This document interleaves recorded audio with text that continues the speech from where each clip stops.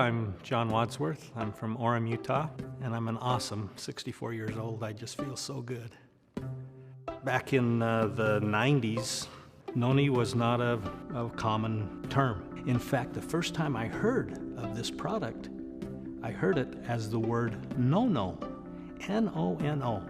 A neighbor came to me and says, "Hey, I just came back from Tahiti, and I heard that no-no provides good health for people."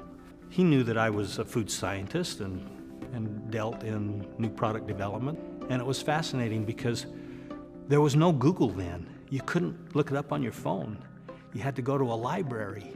And so I go to the libraries to try to find any information on no-no.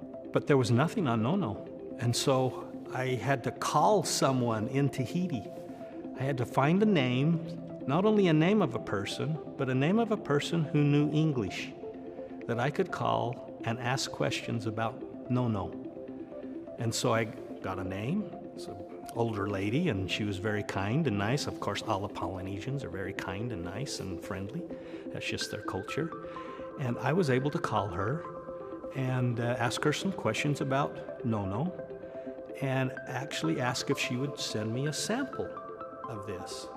Now, as a food scientist developing new products, I was used to receiving samples in nice, neat little packages with a certificate of analysis, so I knew exactly what was in that sample, right? She finally sent me a sample. It was crude. It was a large glass jar with a wide-mouthed lid, a white steel lid on the top. It was painted white, but the edges of that lid were rusty. There was a newspaper between the lid and the bottle, and the newspaper was dripping into the solution below. And as I opened it, there was fermentation going on in this sample. And when I opened it up, I broke the seal, and the pressure was released, and the room immediately was filled with this, I'm gonna say, stench, okay? It was awful. It was awful. And so I just put the lid back on and pushed it aside because I didn't know what to do with it. But it kept haunting me, and so I decided that I would set some practical studies, just with people with different ailments, right? And there was 4 different groups, and the results of these groups were absolutely stunning, amazing. They really felt better in this short protocol that we followed. And so I needed to find out more. So I called the lady again and say, "What should I do?" And she says, "Well, you need to come over. You need to come over and visit us." And so before this, I hadn't traveled. I actually had a passport, but I hadn't traveled really. I went to Mexico once with a passport. So I decided to go to Tahiti. Now, at this time in my life, it wasn't easy. I had 9 children. Didn't have much money. My partner and I were developing food, but we didn't have consistent jobs that we were developing products for. And so I decided I was going to go to Tahiti. Packed a bag, got my credit cards, put them in my back pocket, and go to Tahiti. And I land, I find a translator because I don't know the local language. This translator's young. I don't pay him because I don't have any money. He was fascinated by it, so he comes along with me. And do you know the first thing we do is we go downtown in Papeete, stand on a street corner, and as people walk by, we ask them, "What can you tell us about no-no?" The fascinating thing is that everyone had a story. They would tell us about their uncle or their aunt or their grandma or their child, and they would address most every ailment that you can think of. And so this was fascinating. And so I met with the government leaders, and I said to some of the government leaders, I said, I want to take some no-no and I want to sell it to the Americans. She actually leaned back in her chair and started laughing when I said that.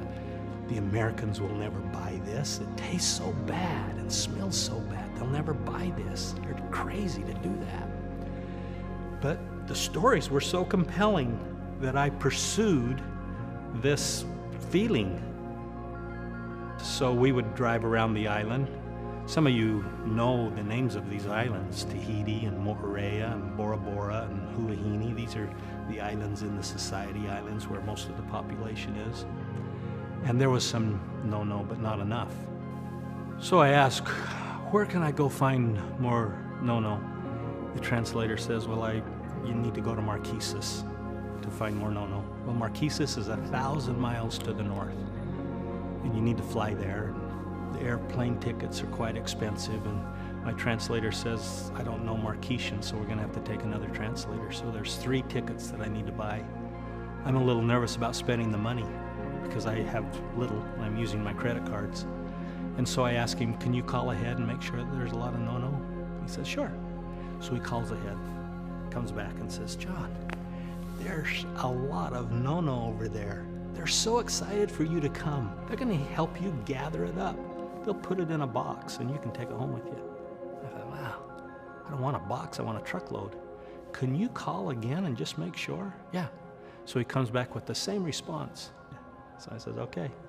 I buy the tickets and we start flying across the Pacific Ocean, low elevation, and it's loud and it's rumbling and it's shaking. And 4 hours to finally land on the island of Nukuhiva. We land on the dry side of the island. It looks like a desert. In these islands of Marquesas, there's no beaches. These sheer cliffs shoot out of the water. And so we get in a Jeep and we start traversing up the top of the mountain and down to the other side.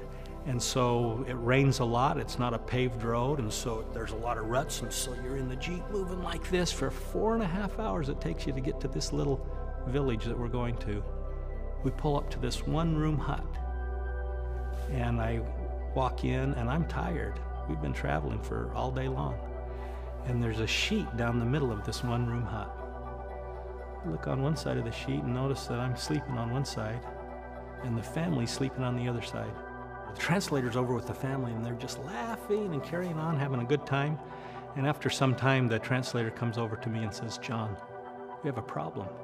And he says, well, the problem is all the time that I've called over here to find out if there's a lot of no-no, there is. But the word no-no in Marquesas is a mosquito. And the word for the fruit is noni. And in Tahiti, it's just the opposite. The fruit is called nono, and the mosquito is called noni. And so this was devastating news, as you can imagine, and that I could feel the blood just leave my head, and I suddenly was embarrassed, and I didn't know what to do because I had spent all my money on these credit cards to come to find a mosquito. And so I look at the translator and I say, you know what, this is too hard. I don't want to do it anymore. The government's laughing at me, partner's calling me crazy. I just want to go home. Please take me home. And he says, well, we can't go home. The plane doesn't come back for 3 more days, and so you can't get off this island. And so that was another piece of news that was just devastating to me. So since we're stuck there, let's just drive around the island and we'll see if we can find some noni or no-no or whatever. It wasn't in my heart anymore. It was towards the end of the second day, I was starting to feel a little better because tomorrow I go home.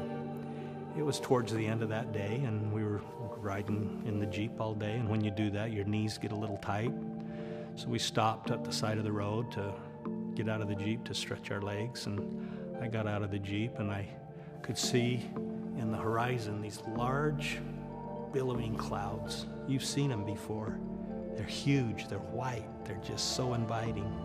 The rays of the sun are piercing through those clouds, and my eyes are following those rays down to the valley below, and I noticed that in this valley, the valley is filled with noni. I mean, it's covered with it. It's like the mother lode. And as I'm standing looking at this, I sort of look back at the driver and the translator, and they're over there laughing, so they're not even seeing this. And I'm looking at this beautiful sight, and I have this impression that comes to me that's really strong. In fact, I feel it today as I'm telling you now that this fruit, noni, will bless the lives of the world and also bless the lives of the people in Tahiti.